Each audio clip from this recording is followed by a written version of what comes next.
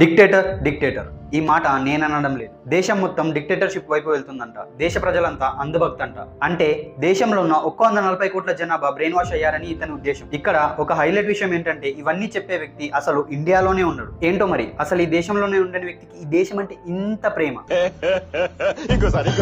ఈ దేశం అంటే ఇంత ప్రేమ ఎందుకు పొంగిపోతుండో మరి వేరే దేశంలో ఉంటుంది. మళ్ళీ ఇండియాని భారత్ని గైడ్ చేస్తున్నాను. నేను ఏ పార్టీని సపోర్ట్ చేయడం లేదు, కానీ ఒక్కసారి చూడండి. అందరూ కలిసి ఎన్నుకున్న పార్టీ నుండి వచ్చిన వ్యక్తిని తను ఇష్టం వచ్చినట్టు వేరే దేశంలో ఉంటూ తిడుతున్నాడు. ఇది ఎంతవరకు కరెక్ట్? ఇతని దృష్టిలో సూట్ వేసుకున్న అది ఏ ఫంక్షన్ లోనైనా కావచ్చు, ఈవెన్ స్కూల్ ప్రోగ్రామ్ లోనైనా కావచ్చు, అతను పూర్ కాదంట. అలాగే రైల్వే స్టేషన్ ఆర్ కంపార్ట్మెంట్ లో టీ అమ్మితే పర్లేదు, కానీ ఓన్ క్యాంటీన్ ఉంటే అతను రిచ్ అంట. ఇదంతా పక్కన పెట్టండి, ఒక్కసారి ఈ క్లిప్ చూడండి. बिल्कुल lowest of the lowest level का काम जो होता है ना कि किसी को पकड़ के गालियां देनी शुरू कर दी और यहीं से ही आपका इनकम आ रहा है, ये बहुत ही डिसग्रेसफुल है.